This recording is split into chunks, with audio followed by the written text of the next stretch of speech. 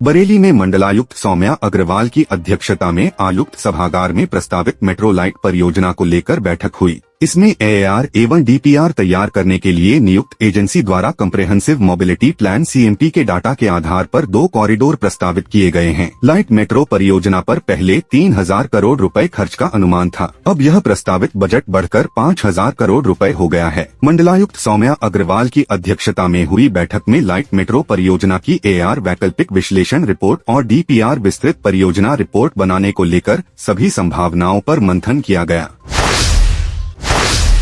बरेली में आज अपर जिलाधिकारी नगर सौरभ दुबे तथा पुलिस अधीक्षक नगर राहुल भाटी की अध्यक्षता में आज ईद जुहा बकरीद के पर्व पर शांति एवं कानून व्यवस्था बनाए रखने के संबंध में कलेक्ट्रेट सभागार में बैठक हुई। बैठक में नगर निगम को निर्देश दिए गए कि बकरीद के पर्व पर पानी की पर्याप्त व्यवस्था होनी चाहिए और कुर्बानी से निकलने वाले वेस्ट मटेरियल को एकत्र करने हेतु विशेष रूप से निर्देशित किया जाए तथा बकरीद के दिन खुले और सार्वजनिक स्थलों पर कुर्बानी न दी जाए। बैठक में यह भी निर्देश दिए गए कि प्रत्येक दशा में यह सुनिश्चित किया जाए कि प्रतिबंधित पशुओं की कुर्बानी न की जाए, कुर्बानी का वीडियो न ही बनाया जाए और न ही उसे सोशल मीडिया पर अपलोड किया जाए। बैठक में निर्देश दिए गए कि नमाज सड़कों पर न पढ़ी जाए, इसके लिए नमाज का समय अलग अलग निर्धारित कर लिया जाए और उसका प्रचार प्रसार भी किया जाए तथा विगत वर्ष की भांति इस बार भी सौहार्दपूर्ण ढंग से बकरीद के पर्व को मनाया जाए।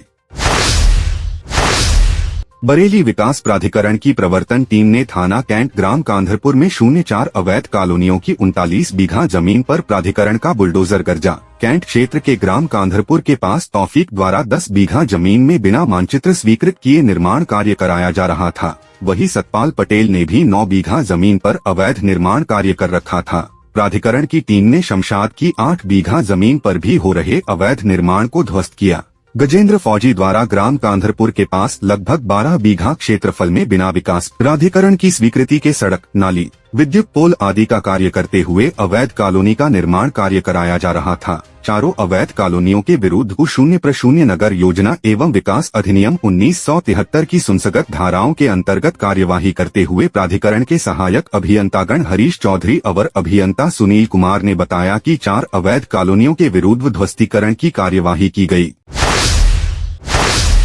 बरेली के मेयर डॉ उमेश गौतम और नगर आयुक्त निधि गुप्ता वत्स ने प्रेस कॉन्फ्रेंस कर जानकारी दी कि नगर निगम ने पूरे शहर की जियो टैगिंग कराई है। जियो टैगिंग के जरिए 2-2-8-3-8-5 भवन चिन्हित हुए हैं। सभी भवनों से हाउस टैक्स लिया जाएगा। हाउस टैक्स के लिए नगर निगम के चक्कर नहीं लगाने पड़ेंगे। शहर के सभी 80 वार्डाए में 150 स्थानों पर जमा होगा हाउस टैक्स। संपत्ति कर नगर निगम की पहल पर जिन लोगों ने सालों से हाउस टैक्स नहीं किया जमा, उन्हें नहीं देना होगा चक्रवृद्धि ब्याज। सभी लोगों को हाउस टैक्स जमा करने पर 10% का दिया जाएगा डिस्काउंट। डिजिटल पेमेंट करने वाले को 1% एक्स्ट्रा यानी 11% का दिया जाएगा डिस्काउंट। नगर निगम ने अपनी वेबसाइट पर सभी भवन स्वामियों के घर की फोटो अपलोड की है।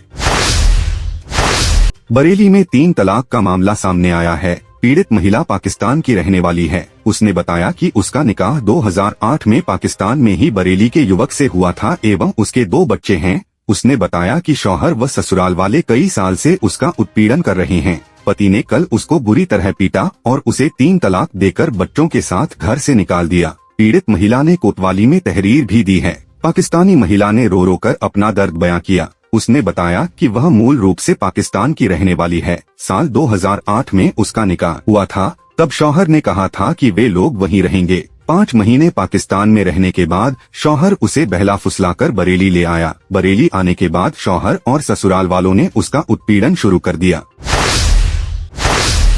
बरेली में महानगर कांग्रेस कमेटी एक प्रेस वार्ता को संबोधित करते हुए महानगर अध्यक्ष अजय शुक्ला ने कहा कि लोकसभा चुनाव 2024 में मिले जनादेश को देखते हुए प्रदेश अध्यक्ष अजय राय के निर्देश के अनुसार महानगर की विधानसभा शहर और कैंट में धन्यवाद एवं आभार प्रकट करने जाएंगे। लोकसभा चुनाव में जिस तरह से गठबंधन की प्रत्याशी को अपार जन समर्थन मिला, उसको देखते हुए लग रहा था कि भारी मतों से जीत जाएंगे। चुनाव में गठबंधन के कर्मठ कार्यकर्ताओं ने निष्पक्ष रूप से चुनाव में अपना सहयोग दिया। लोकसभा चुनाव में जिस तरह गठबंधन के प्रत्याशियों को अपार जन समर्थन मिला।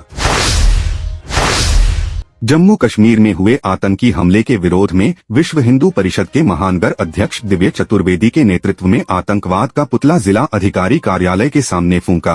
उसके बाद महामहिम राष्ट्रपति को संबोधित जिला अधिकारी कार्यालय में अपर नगर मजिस्ट्रेट को ज्ञापन सौंपा। जम्मू कश्मीर में वैष्णो देवी कटरा से शिव खोड़ी जाते समय 9 जून को हिंदू श्रद्धालुओं की बस पर क्रूर पाकिस्तान पोषित इस्लामिक जिहादी आतंकवादियों ने कायराना हमला किया, जिसमें 10 निर्दोष हिंदू तीर्थयात्री मारे गए। आशु अग्रवाल ने कहा कि जम्मू कश्मीर लंबे समय से पाकिस्तान पोषित आतंकवाद का दंश झेल रहा है। अनुच्छेद 370 हटने के बाद एक आशा की ज्योति जगी है, लेकिन लगता है कि उग्रवादियों का मनोबल अभी कम नहीं हुआ है। हिंदुओं को चिन्हित करके उनकी हत्या की घटनाएं बढ़ी है। इन सब के पीछे स्पष्ट रूप से पाकिस्तान का हाथ है।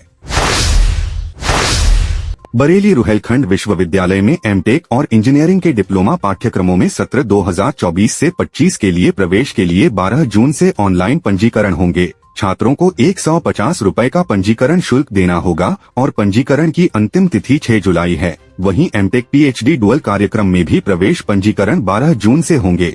कुलसचिव संजीव कुमार ने विश्वविद्यालय परिसर के सभी संकायाध्यक्षों और विभागाध्यक्षों को निर्देश दिए हैं कि अभियांत्रिकी एवं प्रौद्योगिकी संकाय में 3 वर्षीय इंजीनियरिंग के डिप्लोमा पाठ्यक्रमों chemical, mechanical, electronics and communication, electronics and instrumentation engineering में प्रवेश ऑनलाइन पंजीकरण के माध्यम से होंगे। डिप्लोमा पाठ्यक्रमों में योग्यता हाई स्कूल गणित के साथ जेयूपी की मेरिट या हाई स्कूल की मेरिट के आधार पर होंगे।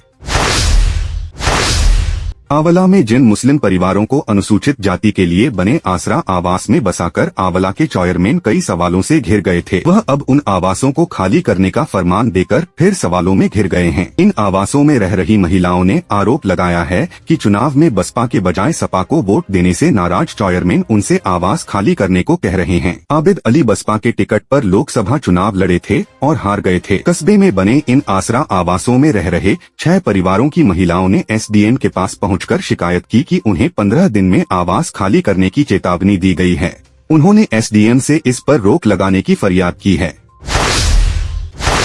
आंवला में एसडीएम एनराम को जिला अधिकारी के नाम जिला अध्यक्ष प्रताप सिंह ने ज्ञापन देकर किसानों के शोषण होने पर भारतीय किसान यूनियन शंकर गुट में दिखा आक्रोश। उन्होंने बताया कि इस समय धान के बीज पर किसानों से प्रिंट रेट से अधिक पैसा वसूला जा रहा है। बीज भंडार स्वामी अपनी मनमानी कर किसने की जेब पर डाका डाल रहे हैं। एक ओर सरकार किसान हितैषी अपने को बताती है, लेकिन धरातल पर किसानों का शोषण हो रहा है। उन्होंने जिला अधिकारी से ज्ञापन के माध्यम से ओवर रेट बेचने वाले बीज भंडार स्वामियों पर कृषि अधिकारी द्वारा जांच करवाकर तत्काल कठोर कार्रवाई की जाए। इसके साथ ही उन्होंने बताया कि लेखपाल ग्राम प्रधानों से सांठगांठ कर गलत तत्वों की जानकारी अधिकारियों को देकर गलत आदेश पारित करवा लेते हैं, जिससे झगड़ा फसाद मुकदमा लगातार दर्ज हो रहे हैं। उन्होंने कहा पारदर्शिता के साथ जांच करवाकर ऐसे लेखपालों पर विधिक कार्रवाई होनी चाहिए। अगर ऐसा नहीं होता है तो किसान यूनियन शंकर गुट अनिश्चितकालीन धरना प्रदर्शन करने को बाध्य होगा।